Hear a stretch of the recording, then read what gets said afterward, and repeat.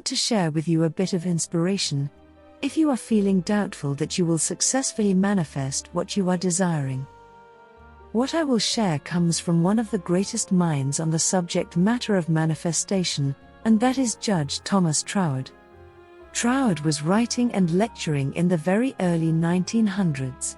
I'll share some of his words from his final publication called The Hidden Power, from 1921. Specifically from the chapter called The Bible and New Thought. This is to help you gain a sense of certainty regarding the manifestation of your imaginal act.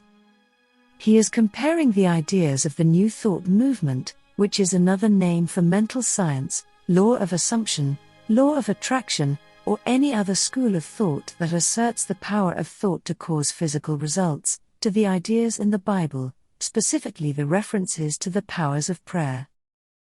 Troward writes, "Ask what ye will, and it shall be done unto you.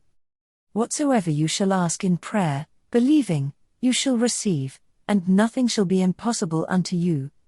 All things are possible to him that believeth." These statements are absolutely without any note of limitation, save that imposed by the seeker's want of faith in his own power to move the infinite.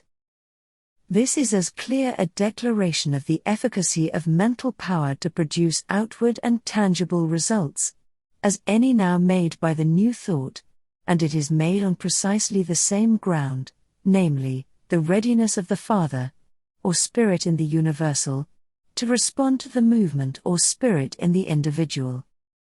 In the Bible, this movement of individualized spirit is called prayer, and is synonymous with thought, formulated with the intention of producing a response.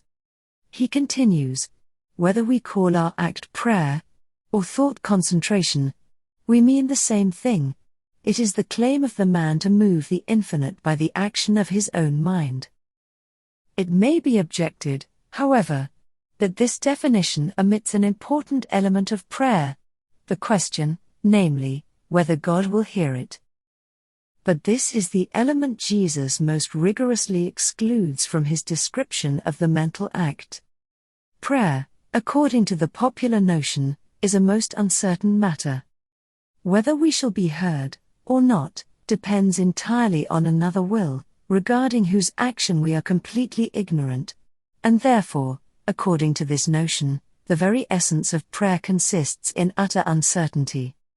Jesus' conception of prayer was the very opposite.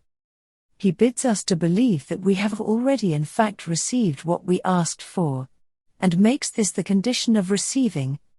In other words, he makes the essential factor in the mental action to consist in absolute certainty as to the corresponding response in the infinite, which is exactly the condition that the New Thought lays down for the successful operation of thought power. What lovely insight Troward has given us there.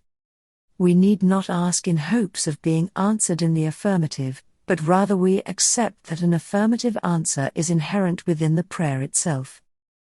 In other words, prayer is an affirmative mental act, based in our understanding of our individual relationship with universal consciousness, the Father, if you will. I often reflect back on this when I begin to wobble in my thoughts regarding my manifestations, or if I find myself wondering if my desire will happen. I remember these words and redirect my mind back to the precise result I desire, knowing that because I have been clear in my mental act of prayer, that this Father consciousness, from which I myself, as individual consciousness, spring, must produce a corresponding result. This video is presented to you with love, from L and Cabbage.